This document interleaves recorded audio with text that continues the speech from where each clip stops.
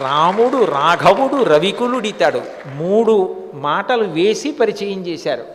రాముడు అని మొదలుపెట్టారు.